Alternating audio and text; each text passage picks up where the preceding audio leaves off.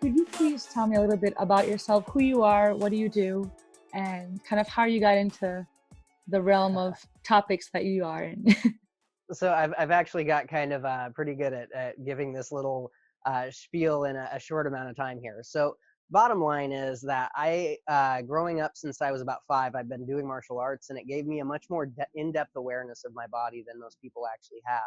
Mhm. And as I went through my life, I was feeling all the emotions, the feelings, the impulses, everything that I had going on inside of me that kind of led into a darker and a darker lifestyle, darker thoughts, darker emotions, which led to darker actions and, even darker results. And it was a complete and total 180 from what I knew was actually real. I had a very strong understanding of what was supposed to be right and what is wrong, fundamentally wrong from the natural order.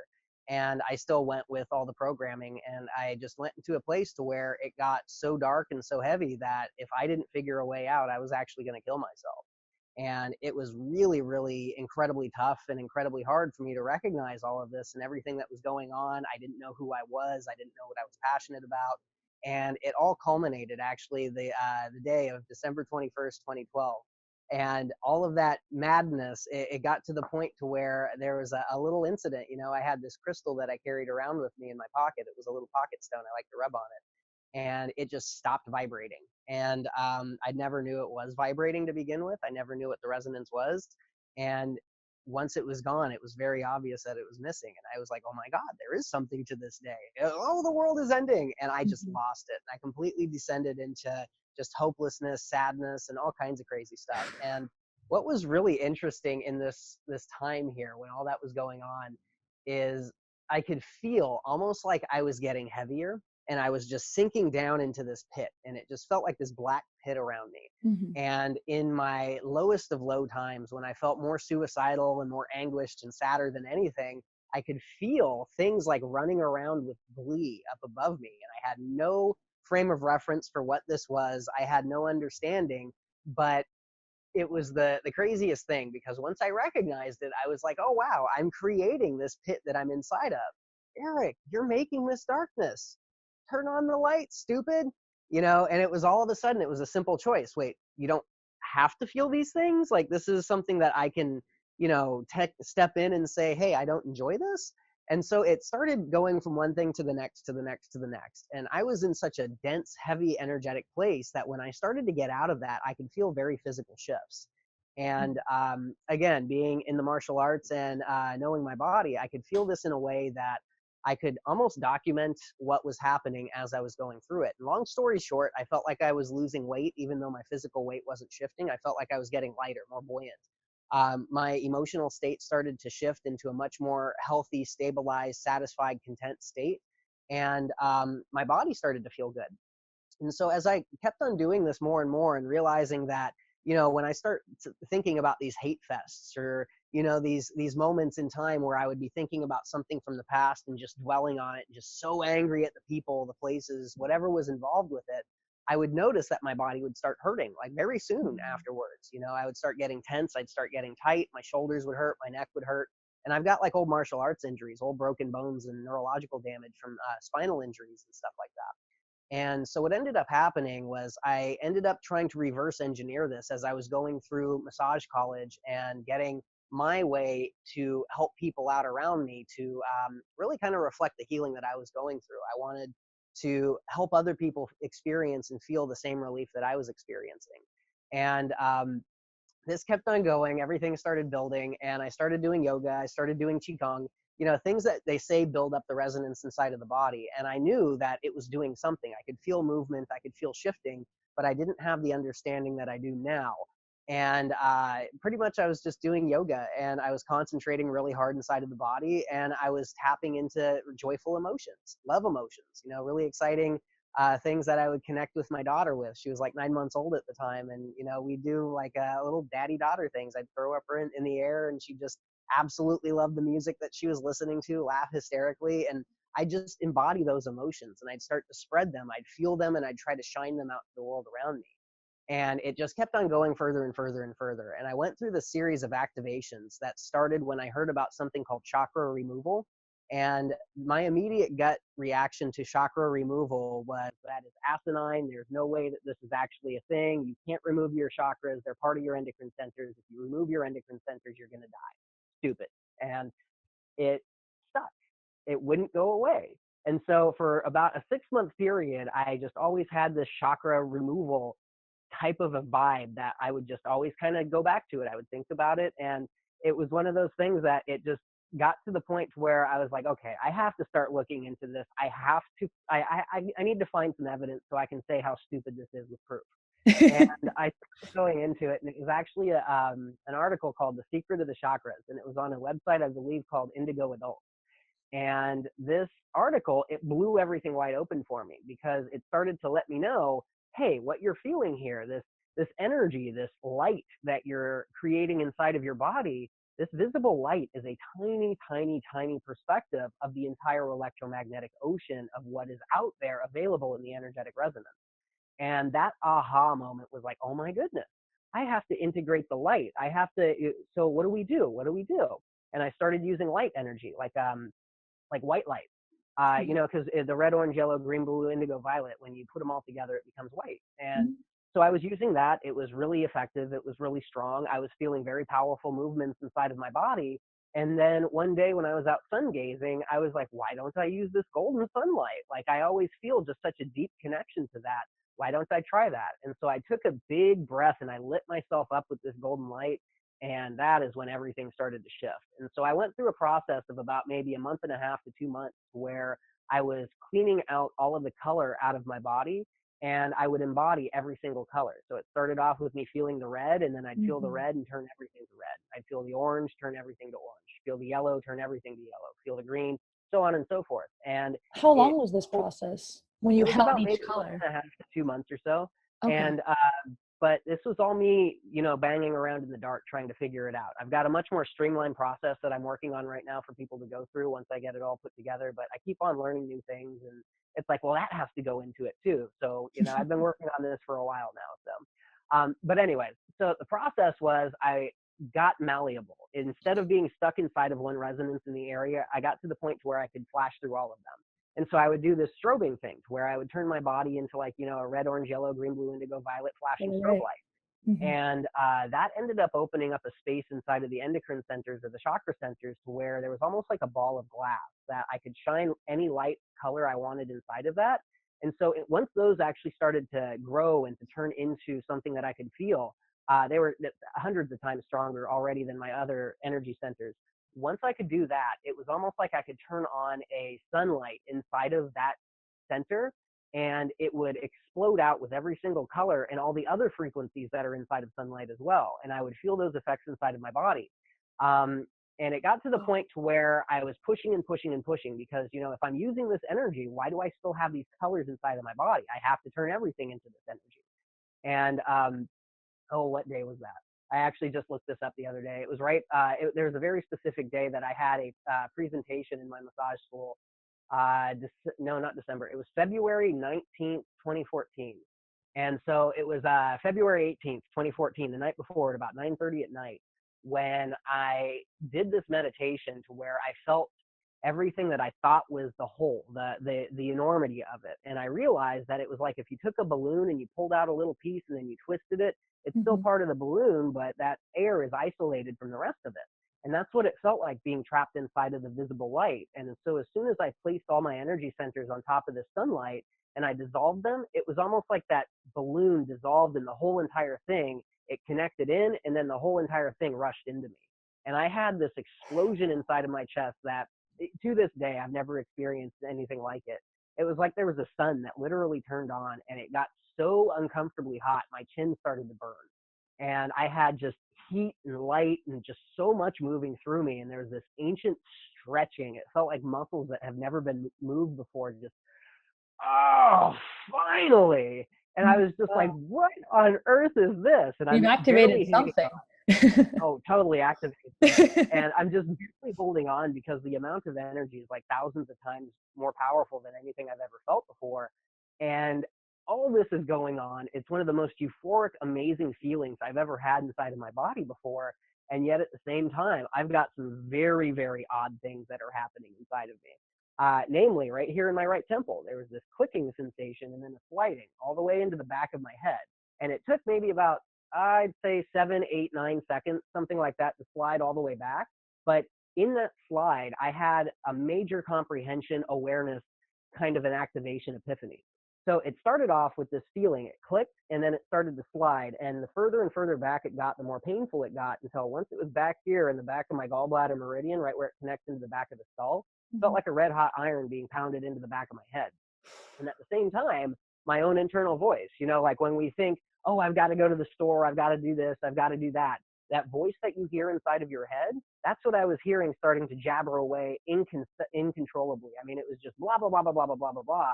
And the further back and more painful it got, the more angry, distorted, and crazy this voice got, until I had like this guttural demon screaming in the back of my head with all this pain. And yet at the same time, I've got more energy and more connection than I've ever felt inside of my life. And I can literally feel like 50 feet outside of the door, the dirt, the bugs crawling inside of the dirt, Wow, what an and experience. It's so, so polar. It's yeah, completely I polar. mean, it was like, so yeah, I know what happened now. Pretty much what happened is I had an etheric entity and an implant issue that I was raising my vibration, and it was like a hard piece of metal that was stuck inside of gas, and it was trying to keep all the gas down. A hot air balloon is the easiest way I know how to describe this. You put a bunch of hot air into the balloon, and you're supposed to be lifting up. But if you're tethered to the ground and you've got a bunch of sandbags inside of your basket, you're not going to ride. So what I was doing is I was violently pulling myself upwards. And this thing, it was not comfortable whatsoever, and it clicked loose. And so as soon as it clicked loose, it was trying to grab a hold, and it tried to hold on. And the only place that it could find blockage in that pathway was right there in the back. And then it was completely and totally exposed. And so I have this realization of more energy than I've ever felt inside of my body at one time. I have this knowledge of just so much around me. I literally feel like I'm floating on the top of my bed right now. I can't feel myself sitting on anything. And I'm like, oh my God, there's something in my head, and that's not me. And as soon as I had that realization, that's when I realized it was conscious, and it recognized that I was conscious of it. And it tried to attack me and shut me down so that it wouldn't have an exposure. Because this is one of the biggest reasons that the parasitic construct is able to exist, is people don't recognize that it's actually there. As soon as I recognized I literally had a demon inside of me, it had to go. So, I spent I'd probably say about 3 hours that first night getting rid of that thing. And as soon as I finally got rid of it, and I didn't know what I was doing, I Did you was just trying persuade to it? Was it concentrate. just energetically? How can you get rid of something that So, deeply ingrained into like who so you are at that time?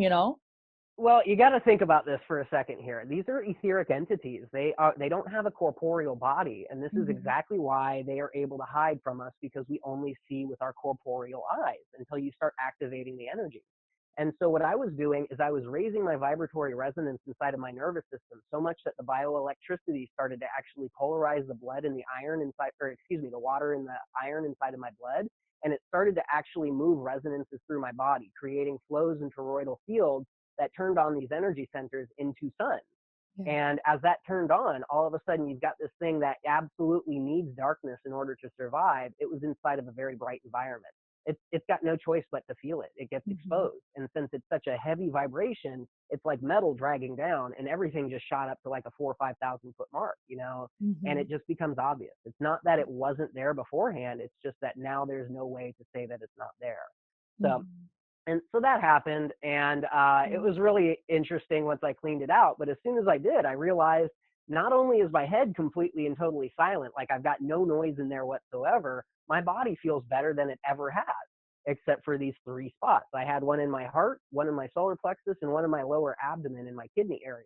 And as soon as I realized those were there, I'm like, that's that same darkness, that's that same blackness.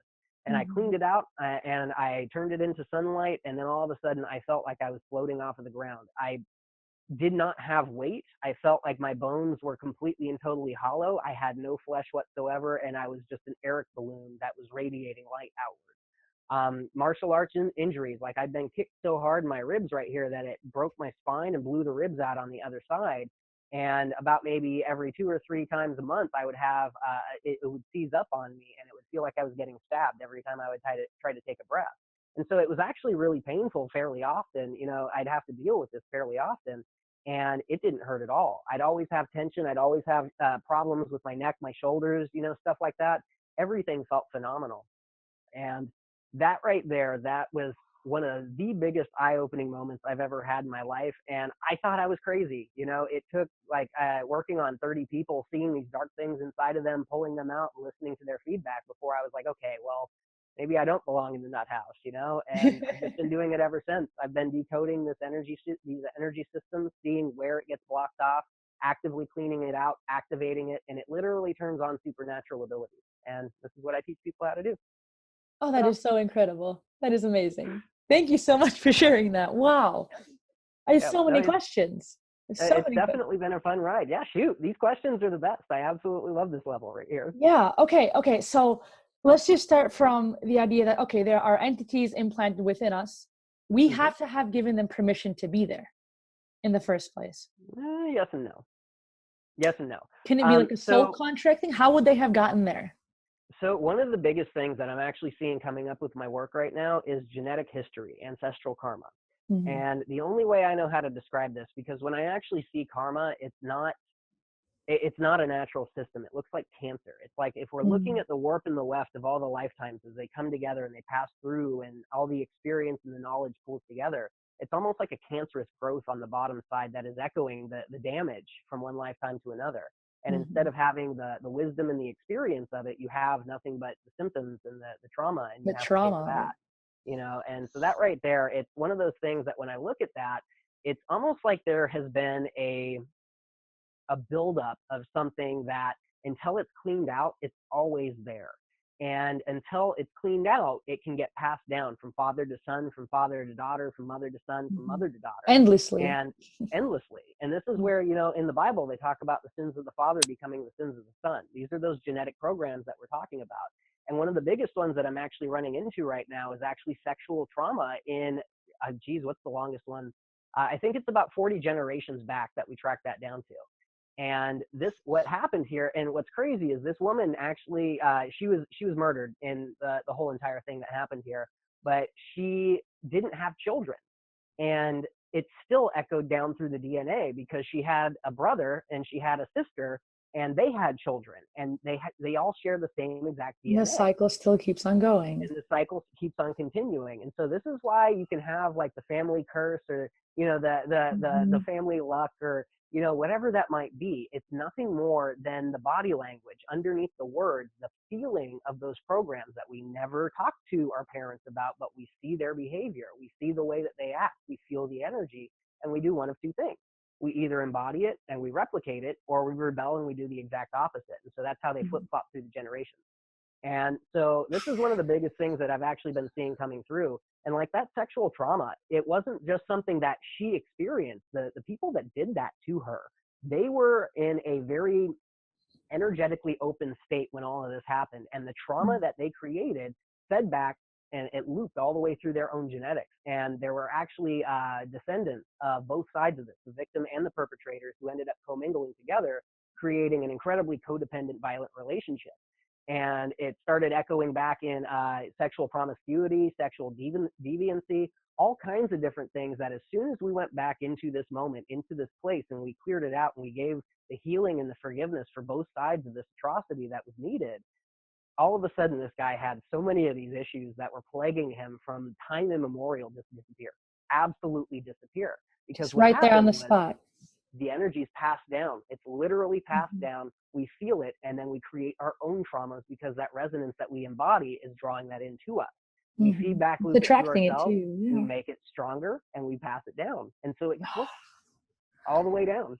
And so, but this is the beauty of it. As soon as we Yeah. have that understanding, we recognize everything that we feel inside of us, the thoughts, the emotions, the programs, the feelings, the grudges, everything that we hold on to inside of us, it's not our fault.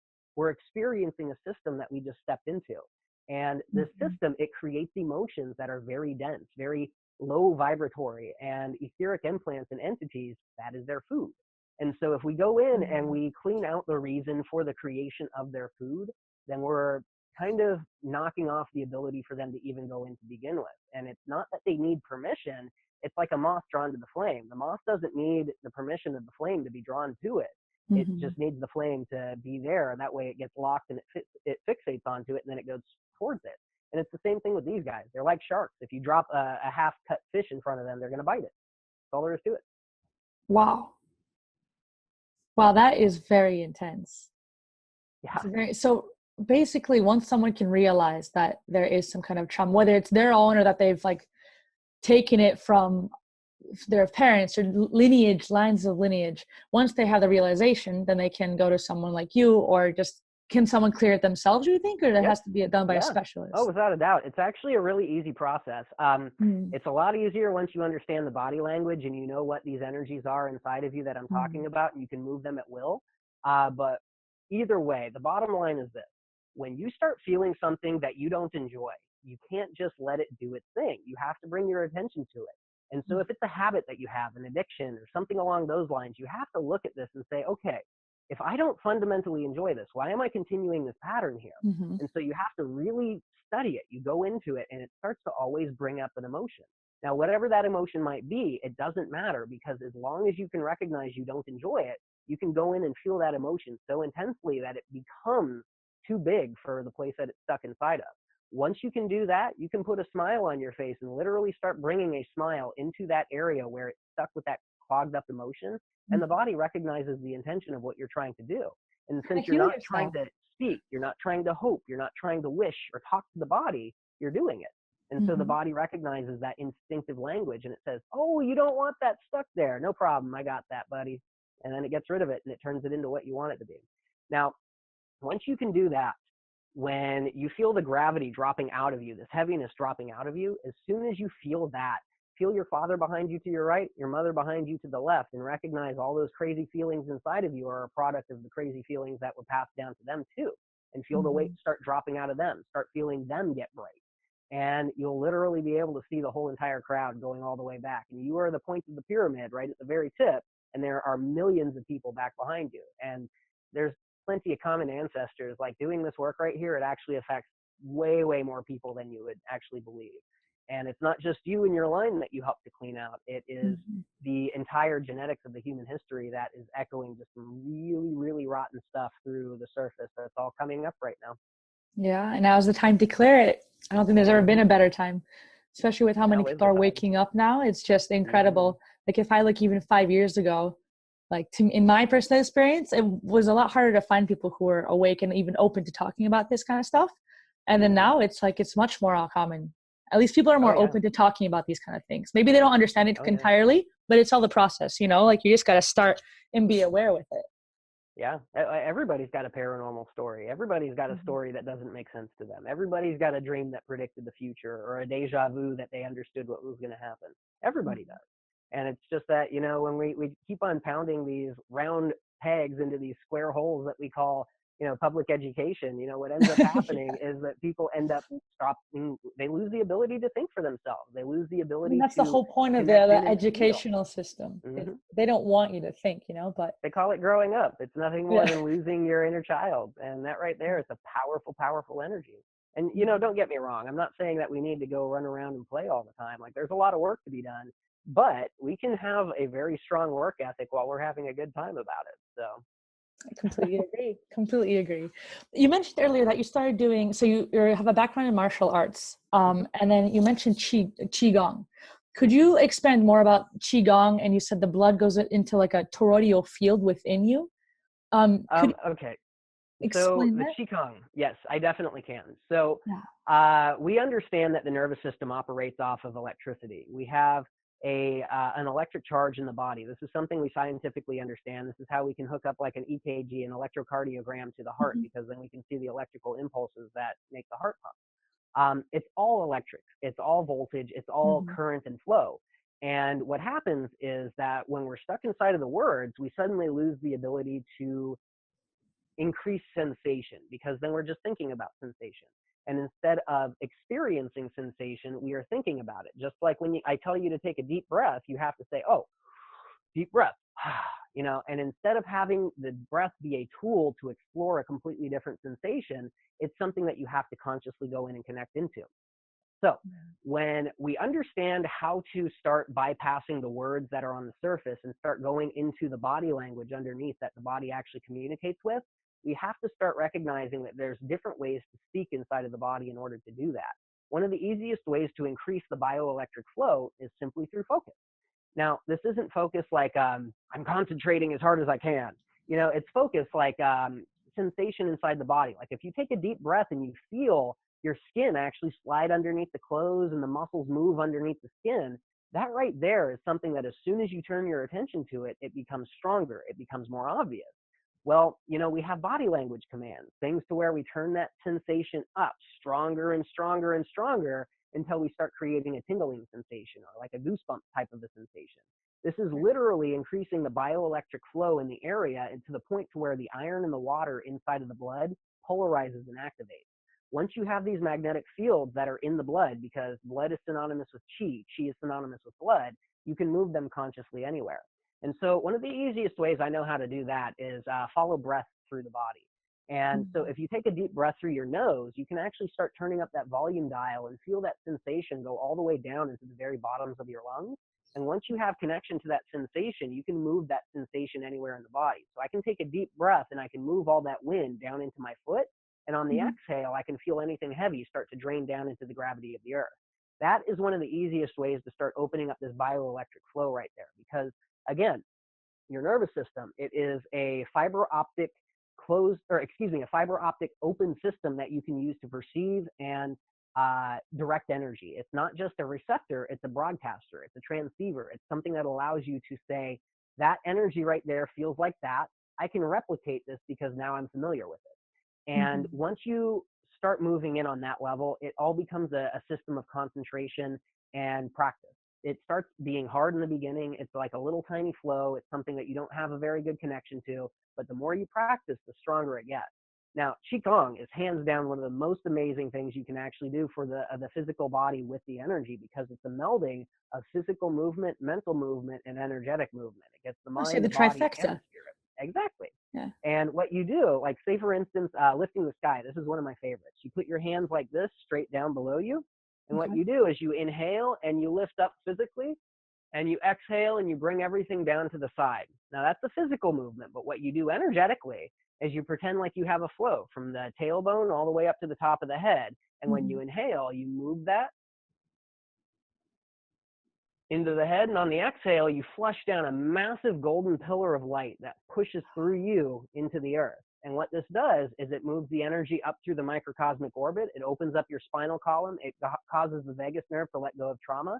And on the exhale, you flush down everything into the earth. So anything that resists light, laughter, movement, it sticks out like a sore thumb. It gets heavy, and then it flushes through. Real simple, easy stuff. You just have to know what you're looking at. How should someone starting it look into it? Should they just see, okay, I see the physical movement, I'm putting my hands up and then over, or they should visualize where the energy is flowing to? What's like I guess there's not really a proper way to do it, but for a beginner, what would you suggest would be the pattern they should follow? Definitely. So the thing about Qigong is there are so many practitioners of Qigong who actually don't know about the internal art. They don't know about the internal movement. And that right there is one of the biggest things that you want to watch out for. So if somebody's teaching you nothing but physical movement, it's just pretty much Tai Chi. It's not really something that will get the energy flowing in as anywhere near of effective way as if you just compound this on top of itself. That being said, just the simple movements of the Qigong, you get the fascia flowing, you get the muscles to let go, you get things to relax, things feel better regardless. But when you start applying the movement inside of the body, and it's not visualization, visualization is a part of the movement. It's about moving the actual sensation. It's about moving waves of blood through the body and getting flow through things that are stuck, not moving. And pretty much the only reason that we have pain in the body is there's a blockage on the mind, the body, or the spirit level. And Qigong is a really easy way to move very bright frequencies of light full of laughter and joy through the body. It's just, you got to keep that smile on. Yeah. Oh, nice. Okay, that's such a lovely way to explain it, Ben. Thank you for sharing that, because I feel like when I've looked at different Qigong, like kind of schools, a lot of them focus on just the physical element of it. And so it's really, like you said, it is very important to have the trifecta of altogether to have the full effect of Qigong itself. And so Qi itself, is Qi the same as like prana and like Kundalini energy? Is this all the same family? Is it just different words for the same So thing? I like to call it the Force, you know, more Okay. Jedi than anything. But that's exactly what it is. There's so many names for all of this. I mean, Kundalini, Prana, Shakti, Ki. Geez, what else is there? There's so many different names for it, but pretty much it's the vital life force in the body, the animation that makes your body alive as opposed to being dead. That spark, that is this energy right here. And it's not just something that is inhabiting the body and just inside of us. It literally is us, because we are not the body, but it is our temple while we're inhabiting it. And so when we start to really move the soul through the foundation of the flesh, where we're at, where we're here, that's when we can start activating the knowledge that's inside of the DNA. Just like traumas echo down through the DNA, the gifts, the talents, the majesty of what is truly amazing of pristine human origins, it's there as well. You know, all these things that we're starting to really, quote, awaken to right now is nothing more than remembering. It's very true. Very true. So with the DNA aspect of it, how do we unlock this DNA that can lead to such greater abilities and just more of a sense of knowing of who we really are as a human race? So I actually find DNA activation is a byproduct of getting rid of anything that I do not resonate with. One of my funniest programs that I actually had, once I got rid of all the heavy stuff, you know, the sexual trauma, the inability to connect with my father because he wasn't there until I was about 16, you know, once I got rid of all the heavy stuff like that, I still had these really funny quirks and programs inside of me that I tracked down to this one specific incident. So at about 12 or 13 years old, little Eric had his first girlfriend ever. And it, from this perspective as an adult, like when she kissed my friend on his cheek, like there was no sexual contact, there was no betrayal of anything. You know, it's like an innocent little kiss. Like my fiance, I don't mind if she kisses other people right now. It doesn't bother me one bit. And yet at the same time, the emotions that little Eric felt from that one specific incident, oh man, it wrecked me. It absolutely wrecked me. And it created such an imbalance with betrayal, lack of trust, inability to connect, that I treated myself and women differently for a good 15 years of my life after that. Yeah. So you know, young. and that's the thing, is because it doesn't matter. Like right now, like seriously, it's funny. I laugh at it. It seems asinine to me that it affected me that much. But the emotions I experienced in that moment, that was no joke. That was a real thing. And it was very traumatizing. And as soon as I cleaned that one out right there, everything started to shift, everything started to release, and it opened up a completely different doorway for me to then release things about myself that I didn't like on other different levels, you know? And I literally am going through a process of transforming myself into what I consider the perfect person, you know, emotionally, mentally, energetically, and physically. It's something that I feel there's more. I know there's more. And that's what drove me to push for this to begin with, to where I snapped into something to where I knew there was more. And I can do things that people say it's miraculous and it's not scientifically possible. And I know there's more than that. And this is what drives me. And as I achieve different levels of awareness, different levels of frequency, as I start seeing further, as I start connecting into these angelic aspects of myself, the higher self, it opens up different levels of seeing and perceiving for me. And as I can feel and perceive more on different levels, the work that I can do with clients, it goes a lot deeper. And this is one of the reasons we're opening up these genetic lines right now. And marching in lockstep with each one of these exploration discoveries, I guess you could say, each one of these resonances, that what is that? I don't know what that is. Oh, wow, that's electromagnetism. I can feel that. Let's create that. You know, and like each one of these upgrades, it literally came with another access of DNA upgrade as well. And it was like the DNA is already fully activated, but it's under a lot of pressure. There's a lot of weight dragging it down. And as I release the weight, it's like a Christmas tree. You know, they start popping out and they start, you know, making themselves known. And it's one of those things that I don't really have anything specific that I do for DNA activation, other than making myself a better person than I was yesterday. So, you know, the techniques that I teach people, the stuff that I do, it's definitely indicative of DNA activation, but I don't actually make that a priority. It's more like a byproduct. It's like, Mhm. as I open up this package further and further, I just pull out all kinds of really cool stuff out of it. You know, DNA activation seems to be one of them too. So That's awesome. I mean, that's a pretty cool, like, just after effect, yeah. you know? Oh yeah. That's Oh, very, very cool. the whole thing. I mean, like, I, my life was so boring. My life was so mundane, and I literally do magic now. Like, I mean, like, my life compared to where I was 7 or 8 years ago, you couldn't recognize me. Like, you could literally put both of me on the same street in the same place, and you look at these two people, and you would have never guessed that they were the same person. You That's know, the my life beauty is of full of growth. magic. Yeah, That's the that's beauty it. of growth. So you always, everyone, I feel like on this earth has the capability to grow and change into the, like you said, the best versions of themselves. Like Hmm. you can become your highest self. You just Yes. need to want to get to that place, you know? Yes, Like exactly.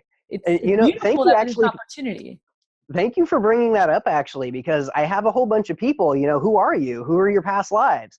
And it's like, well, here's the thing. I can look back and I can experience lives that, you know, they're pretty famous. You know, there's a lot of really big religious leaders in all of that. But the bottom line is, who cares?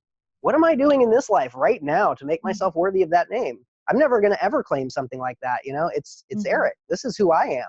And my job is to be as Christ-like as I can, activate that Christ consciousness, be as genuinely of a loving person full of life and vitality as I possibly can, and then spread that light into the world. And it's Yeah. just like the energy. It has no choice but to dissolve the darkness. So poetic. Very poetic. Um, wow. Very cool. What about, so I saw on your website, you have a lot of different like free kind of tutorials and stuff for Mhm. people. So I'm curious as to, instead of charging people for things like that, why do you give it for free? Is it because you feel like it's something that is kind of like a universal knowing and understanding? Um, Yes and no. I understand it. A lot of people don't have the wherewithal to go into the levels that I did in order to pull this information out, unless, hmm, you know, they have spontaneous activations and they push for it like I did. And we're not very common. You know, we're few and far in between. But once you do tap into this knowledge and you start to study the techniques that are being taught around the world, you start to see how it all lines up together, and you start taking pieces of that, pieces of that, pieces of that, and then you put it in together to make this beautiful mosaic. And it's like all the pieces are out there. We just have to put them together. And this is one of the things that I've been noticing, is that I desperately needed somebody like me when I started awakening, but there was nobody like me who could give me this information. So I was like, well, I guess I'm just going to have to become that person, you you got to know? do it yourself then. Yeah. Yeah. And anybody can tap into this information. Anybody can learn these things that I teach. It's just that there's a lot of work that goes into it in order to get to that place to Mhm. begin with. And the techniques that I teach are so much more pinpointed than what I started off with, because again, I was just doing yoga and concentrating really hard inside of the body. Mhm. And it evolved into what I teach nowadays. And so the stuff that I give away, honestly, that's the basics. It's the foundation that gets the doorway open to where you can actually start feeling these sensations, to where I can, in session, I can clean out your meridian field. You can start to feel it much stronger. And then you can start to gain your own resonance, your own awareness of it. So that way it's almost like I've lit your torch and you don't need me anymore. I do have people who come back fairly often, just simply for the fact that there's a lot of stuff that they don't have um, the wherewithal to see where it's coming from, like on these much higher levels, like past, future, present lives and stuff like that. But for the most part, what I teach, it's enough to clean out your body right then and there of whatever is happening. We can reverse engineer joy into our body through the Qi flow. And all you have to do is know how to tap into this. And once you can tap into that, you can tune into any place inside of you that is not of that resonance, and it sticks out like a sore thumb. Once you clean that out, miraculous healing is possible. It's just these techniques here are literally a way to open up the door. It's a way for you to Mhm. feel something that you didn't know you could feel before, and to start making it stronger. Once you get strong enough to the point to where you can move your own chi flow, you come into a session with me, I'll have you work on the inside while I'm working on the outside, and it literally revolutionizes the way people operate inside of their bodies, the way that they feel, the way they think, the way they literally just perceive reality. All of a sudden it's Mhm. completely and totally different, you know, and pain, dysfunction, and damage, it becomes an option instead of something that you have to deal with. And that's the reason I give these away for free, because A, they're not really mine, because anybody could tap into this information if they wanted to anyway. and B, because we need more people moving this energy around. And if I have to charge people for it, they're less inclined to try it out anyway. So it's all for free. Got it. Wow. So could you go into the meridian lines more, and explain maybe just from a basic level what it is, what's the importance of it, the function of the meridian lines for our viewers in case they're not aware? So definitely. Let me see how I can condense this down into something simpler. Because there are some very, very technical aspects to this. So the meridian flows. We have 12 major organs inside of the body that correspond with energy flow from the head to the feet or from the fingertips into the chest and the abdomen. Lungs, heart, pericardium, large intestine, small intestine, triple heater, gallbladder, liver, stomach, spleen, urinary bladder, and kidneys. Now, each of these meridian systems, they have a yin and a yang aspect. Like your gallbladder and your liver work together. The gallbladder flows from earth, or from heaven to earth, and the liver flows from earth to heaven, meaning one goes from the feet to the head, or head to the feet, and one goes the other direction. Now, these are opposing forces inside of the body, which I'm actually going through a whole Tesla coil thing right now. It's really interesting how the Tesla coil is corresponding with the energy work that we're doing here, and the way that it works, and the way that we're starting to really investigate the human consciousness. But the way that these operate is that the energy flows keep the organ itself open, clean, and full of resonance that it is actually supposed to be creating and doing its job. So the liver and the gallbladder, these things right here, they filter out the blood. They keep the bile flow going into for the digestion. They keep everything on like a balancing level. And the liver itself, when it starts to get overloaded, inflamed, or blocked up, it actually causes more pain inside of the body than just about any other organ in the body itself.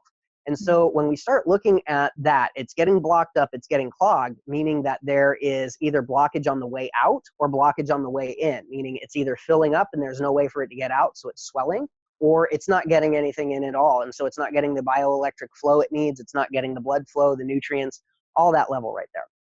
And so what ends up happening is when we see how these connect in with the energy flows, and there is a line of Qi flow that goes from the head to the foot, all the way through the gallbladder, and then all the way up into the top of the chest from the foot for the liver, we start to recognize like, hey, it's not just an organ right here. It is a resonance that is creating movement and flow. This is how that liver is able to do its job, because it cleans out the old and it gets the new stuff in, so it's constantly healing itself as it's filtering.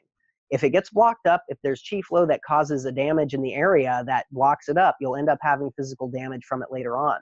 Now, emotions are one of the biggest causes for blockage inside of the meridians themselves.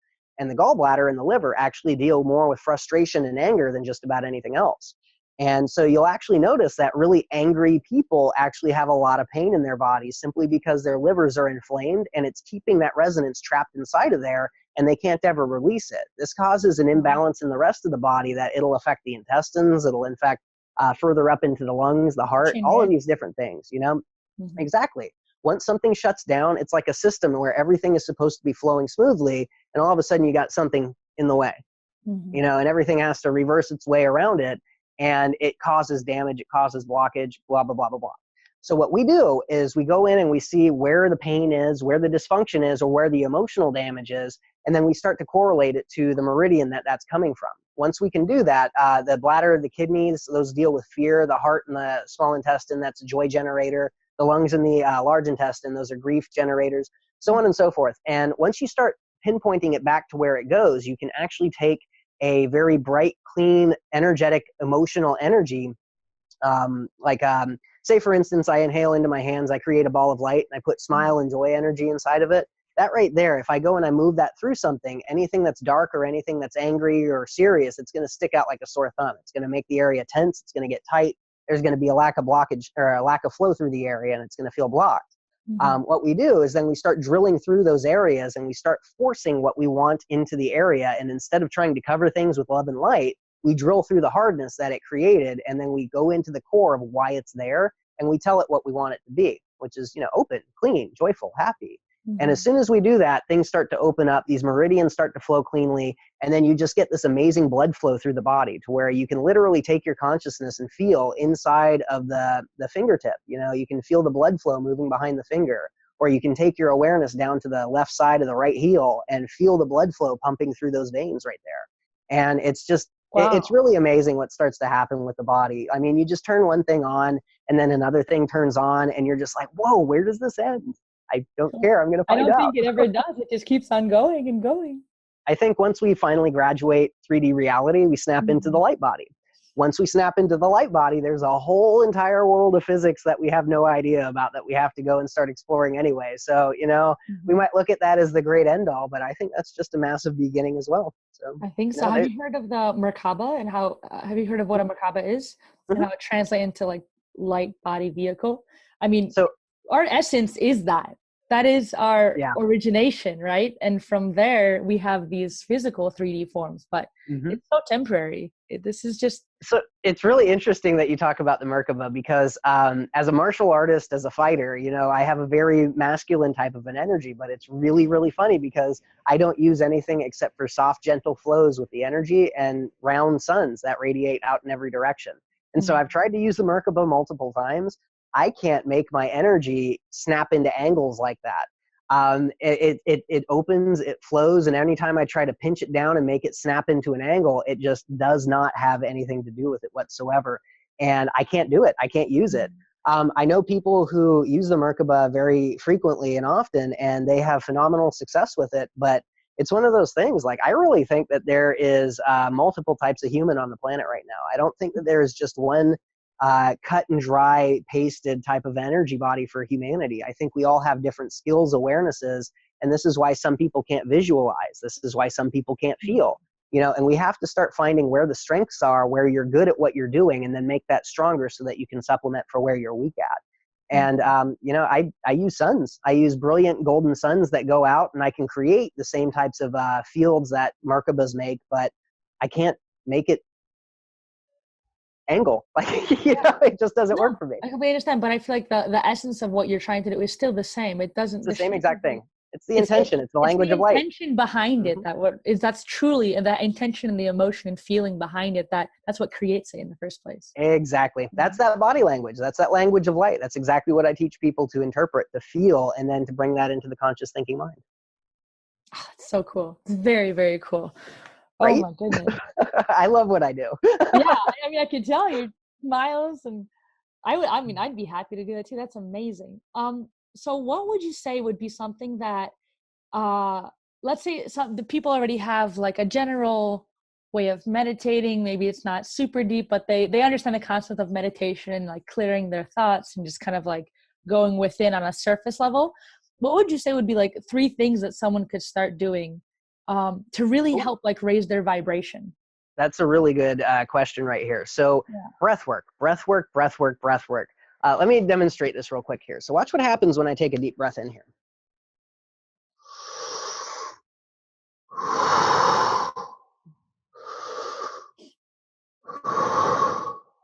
Yeah, the belly expands and then it contracts. Now, you'll notice with my belly, it opens up a lot more than most people's. I've been practicing this a long time. You probably won't be able to get it to open up as much as mine. If you can, kudos to you. But the mechanics behind this is that it's not that I'm breathing into my tummy because there's no lungs in there. What I'm doing is the diaphragm, that muscle that when you start hiccuping, that's the one that's causing that reaction. It separates your entire chest cavity from the top from the entire abdominal cavity below. And what you're doing is you're pulling that diaphragm down and stretching open the lungs. And that's what pulls the air in. That's what creates the vacuum. And if you relax it enough, you can actually press down onto the organs and they force the front of the belly out.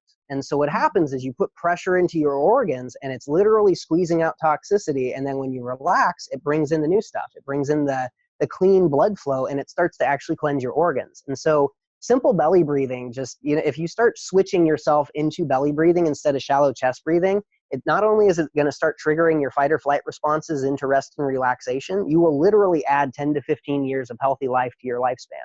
Healthy life, not invalid Mhm. life, but healthy life.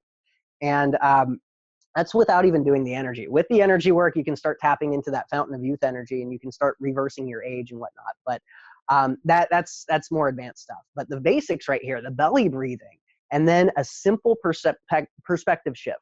When you are doing belly breathing, that's something that you have to think about. Oh, deep Mhm. breath. And oh, deep breath. What you want to do is shift it into the sensations. what does it feel like when I expand my belly with that musculature movement? I can feel it connecting into the pelvis. I can feel it connecting into the ribs. I can feel it ballooning open. And as I feel that, it becomes stronger. And you start turning the breath into a tool to explore sensation. What this does is it puts it in the background, and then you can do very sustained, deep belly breaths for a much, much longer period of time. And that right there, just simple belly breathing is one of the easiest ways to actually start cleaning out the vagal nerve from damage, from getting you out of that fight or flight triggered response into rest and relaxation. And inside of rest and relaxation, our vibratory resonance is like thousands of times higher than when we're in fear, even if we can't feel the fear because we're stuck inside of a program that is under the surface of the words. Thank you so much. Thank You're you for welcome. saying all that. That's awesome. Mhm. I've Oh yeah, it's fun definitely stuff. personally been trying to do like the belly breathing. And I feel like the more time that passes through, you're right. Like you can it just opens up more and more, because our natural conditioning, I feel like in this society, is to just be shallow and Hmm. shallow breathing, right? Which in turn affects everything on every level. Well, think about it. You start getting fat, you start getting weight, the first thing that you want to try to do is start sucking in your gut. And then not only are you not just breathing inside of the chest, you're actively compressing your abdomen closer to the spine. That way that you can gain as much space away from the outside as you can. And what it's doing is it's literally creating more weight that actually gets stuck there, because now you have no flow to go through the water of that adipose tissue and start to clean it out, start to burn it out. Mm-hmm. And it's just a really nasty cycle that compounds on itself. And you'll see that it's about 5 years old. That's when we stop breathing from our belly, and that's when we start seeing ourselves going through that age of reason and losing the age of innocence. And then we start taking on the programs from outside, and it starts causing the body to shut down because we're not paying attention to the program level. We're paying attention to the word level, and so we don't even see it. It's true. And the words have so much energetic meaning to them. Mm-hmm. Being consciously aware of what you say, everything, your Oh thoughts, yeah. Oh feelings, yeah. Because all everything these affects words, they are literally snapshots that mean a feeling. you. So one of the things that I like to do is show people how to experience body language. And instead of, feeling that gratitude and wanting to tell somebody thank you, tune into the feeling of wanting to tell them thank you because you're so utmostly grateful, and turn that up. Broadcast that. That's body language. That's the language of light. That's the language of resonance. And when you feel gratitude inside of your body, it's a physical field that you can actually move into places that don't feel gratitude, and suddenly they start to feel better. Mm-hmm. Oh, I completely resonate with that. Definitely. It's such a seemingly simple concept, right? To just like even just wake up every morning and just feel gratitude and be like, oh, this is what I'm grateful for. Even if though it's something simple as like, oh, I have a warm home and a nice bed to sleep in. Like super simple things. And it just keeps on rolling and snowballing into something bigger and greater. And So I'll tell you right now, as a man who actually has been in jail a few times, I used to work with this guy named Mitch, and he was a construction guy. And I got a whole bunch of my work ethic from this guy. Like, I mean, we'd pull 16, 17-hour days. Like, we wouldn't leave until the job was done. And one of his things that really stuck with me more than anything, and it resonated with me too, because I'd been in jail before. He's like, Eric, it might suck. This day might be really, really hard, but I'll tell you one thing. I own my socks. Today is a good day. And, it's I was true like, though. what are you talking about, Mitch? He's like, you don't remember being locked up? Those weren't your socks. Those weren't your clothes. Those are somebody else's underwear. Mm-hmm. And I was like, oh, wow. Oh, wow. Mm-hmm. I own my socks. Oh my God, I own my socks. And that right there, it's such a simple thing, but that is one thing that I go back to all the time. I own my socks. These are mine. They're not anybody else's. So Yeah. I'm extremely grateful for that, and the circumstances that I had to learn to be grateful for that for, I'm grateful for them too. They taught me what to really appreciate in life and what not to do again. Yeah, I think there's a learning experience in everything that we go through. Yeah. Yeah. Like whether someone can categorize it, whether it's good or bad, it's a learning experience, and you can go from there. So I do want to know a little bit about, so you talk about a lot of an array of different kinds of topics. Is there anything that you don't usually have a chance to talk about that you'd like to maybe like bring up now that you just really, it's not something that you typically get a chance to speak of? And There's a few really burning points that have been starting to really come up lately, and we kind of tapped on a few of these. That genetic clearing, going into your family history and the family trauma, that is hands down one of the most important things we can do incarnated here on this planet. Our planet is, if you could see it from outside of the spatial realm, the way that I do, it is a very dense, heavy shield that is echoing a whole bunch of screaming rage and trauma and just damage inside of. And what this does is it creates this ball that anything that is very high vibratory tries to come in through, and they have to build up so much light on the outside to be able to force their way through and then exist inside of here, and then they have to get the heck out. You know, that right there, those programs, that density, that quarantine, it is the Akashic record of that genetic trauma. And it's happening right now, right here in this place, in this time, because there is no past, there is no future. There's only right now. And if you can tune into that energy, that means that it's real. It's happening in this place now. And when we start cleaning these out, we start to find holes in that quarantine, that resonance around the planet that's keeping that higher vibratory galactic connection from actually really touching people with the light of God. That is one of the major things that is blocking that right there. And so forgiving yourself for all the crazy things that you feel, see, do, and experience and create, and more importantly, forgiving your parents for the same things that they put you through, that they taught you, and recognizing it's not your fault that you're inside of the system. You came here to feel this and recognize exactly how much you don't like it, because then you can shift it, you know. And as soon as you start deciding you wanted to shift it, you're part of the system. You are feeling the system, and it has no choice but to shift with you as you shift. And that right there, that's hands down one of the most important things that we can do. The other thing that's really coming up lately is actually the relationship body. We start finding that we have an energy body in and of ourselves, and we start learning about it. We start feeling our emotions, our bodies, our sensations, our psychology, our personality. And then we get into a romantic relationship with somebody else. And all of a sudden, all that stability that we had, suddenly this person has a back door to press our buttons, to trigger these little things. And all of a sudden, we have to work on a level that we thought we cleared all this stuff out. We thought we did all this already. Like, I was so happy. I was so healthy. I was so clean. And then all of a sudden, I've got all this stuff I've already done. Exactly. What ends up happening is you literally create like an energy body between the two of you. And it's the field of resonance of the mixture. Like me and Sierra, you know, that's my fiance. And our energy body, it's very, very big. It's very, very powerful and strong, because the amount of love that we have inside of there, that's what we focus on. That's what we put in there. And I mean, don't get me wrong. We have our days. Like, I mean, we just got into a pretty decent fight the other day, like about a week and a half ago, that actually opened up my next understanding of the next program that I need to release for myself. And that was actually the enemy programming. My martial arts, it trained me to place people inside of a category to where they weren't human anymore, and I could go hurt those people. And when I was fighting in the amateur ring and stuff like that, I would turn it on and I would really, really physically hurt people.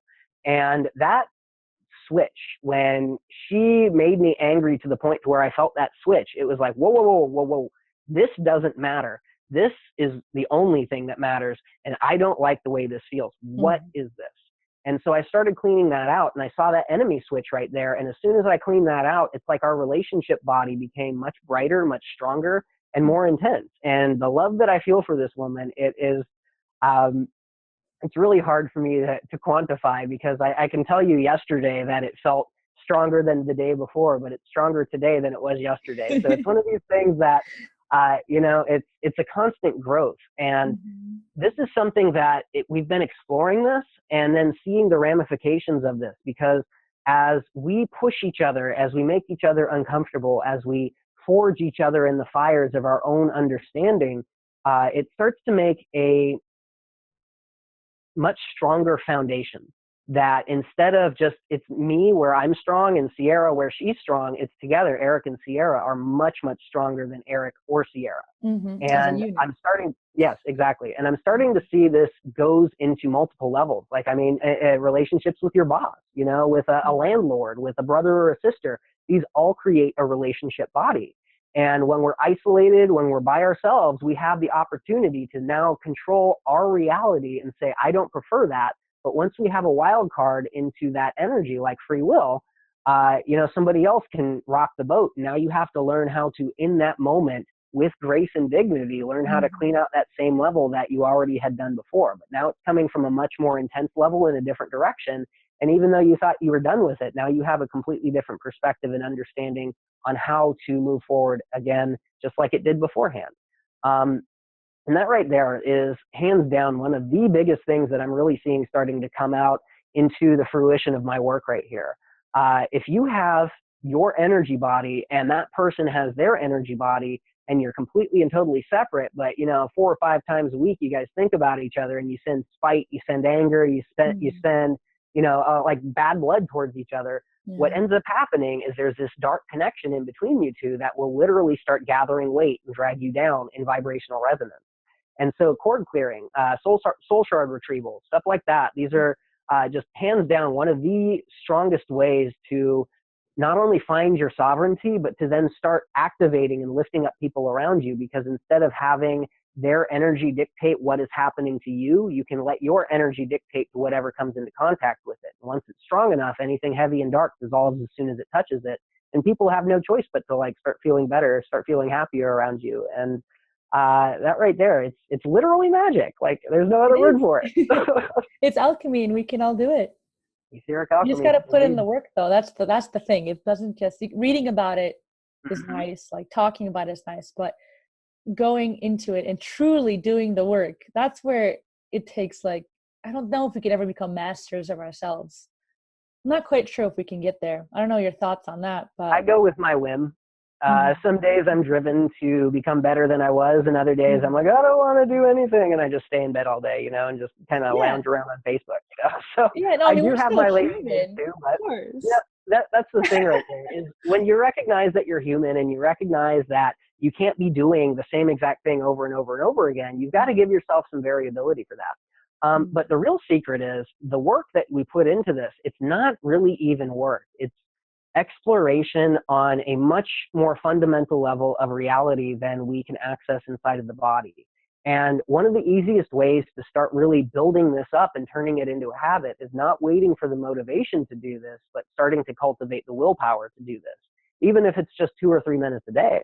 And when you make an agreement with yourself and say, I am going to do this at this time every day for the next 2 weeks, and you do that and you're holding yourself up to that, you're the only one that is in control of whether or not you do it. And so you're the only one who lets yourself down or not, and when you disappoint yourself, that starts to really build like a, what the heck is going on here? Why can I not do this? I'm starting to get like angry at this. What is happening? And then you start pushing yourself forward even more. And it's only about 3 weeks. 21 days is the amount of time to take something that is not a habit into an actual habit.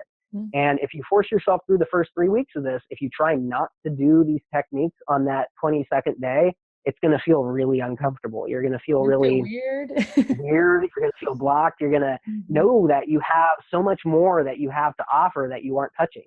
And it feels lacking. It feels like there's not enough. It feels like you are a whole entire bucket. Now all of a sudden you're operating on a coffee cup, and it's one of those things that it becomes so much fun to go in and say, oh my God, I'm feeling fear again. What is this? It's been so long. Let's tune into it. Yay, I'm fearful. Let's find out what this is. And you start going into it and you start really recognizing what is the best version of you that could ever possibly be. It's already inside of you. You just have to uncover it through what you don't like. Yeah. It's really as simple as that. It's just like when you have someone carving out something out of stone, right? You're taking all the things that aren't that sculpture, and then you end up with a beautiful product in the end, And we're all children of God, every single last one of us, and that simple fact, I wish humanity could see the beauty that I do. I really wish humanity could see themselves the way that I see them.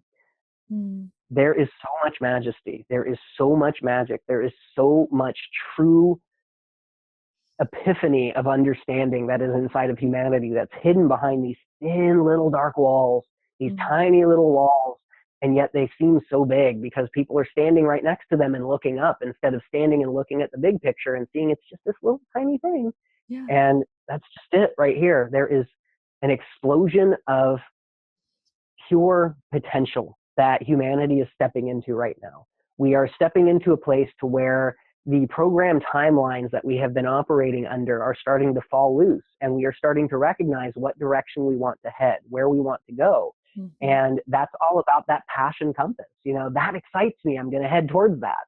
And that's what humanity is starting to do right now. And it's like an as above, so below thing. And what you could see with somebody like me with the process of being such a dark person and gradually working into such a bright person, it's the same thing that humanity is starting to go through right now. And every single one of us who steps on this pathway, we are responsible for humanity waking up. We are the event. It's this energy that we're using.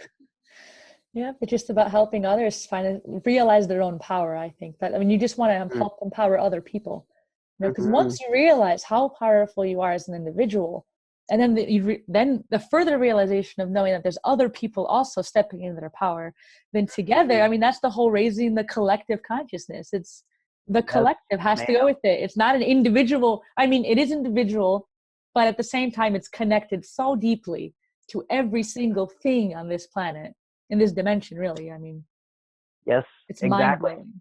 It really is. And when you start recognizing it on that level, you can also see why the whole entire universe ground to a halt to see what's going to happen here. Yeah, they're watching in anticipation. Yeah, it affects everything. Mm-hmm. Like we are in, like we look back at the myths and legends of history, and we think of those stories and those people that existed in those times, and we look at them as like heroes of ancient time, like some of the most amazing people who ever lived. And there are literally people on this planet right now who are activating inside of their own story that is so much more epic than all of our myths and legends ever could be. Mm-hmm. And we are a part of this. Like, I mean, how cool is that? It's so rad, really. It really is. Oh, and the other thing, I really thank you for bringing that up as well, because all of us are powerful. I want to bring this up about me real quick here. Go ahead. I am not a guru. I am not a master. I am not somebody who is better than anybody. I'm just more well-traveled, and I've practiced. And anybody who learns what I know and practices it can do what I do. It's as simple as that. You just got to do it. Thank you for bringing that up, because I feel like sometimes people do look at others as gurus and they must look at them for the answers. But we are responsible individually for ourselves, and we can grow into powerful beings. It's just wanting to go that route. It's truly just choosing the direction. That's it. I'm just disciplined and dedicated. That's it. Yeah. That's the only difference between me and a whole bunch of other people. Yeah, it's just practice. Mm-hmm. That's all it is. Wow. Well, Eric, thank you so much for coming onto the show today. I had a really wonderful time. I hope you did as well. I mean, this is a lot of fun. Yeah, my heart's just so happy. I mean, this is why I do what I do, because I really enjoy connecting with other people, especially on like a really high level like this. And you have such a wealth of knowledge that this just makes me so happy to be able to talk about these things. And so I truly, truly thank you. Thank you so much. Thank you so much for coming on. And I'd love to have you on another time sometime. We'll see what works with our schedules. And tell us, our viewers, though, it's 2019 now. So where can we find you? How can we contact you? Are you going to be going to any kind of conferences, doing any kind of workshops this year?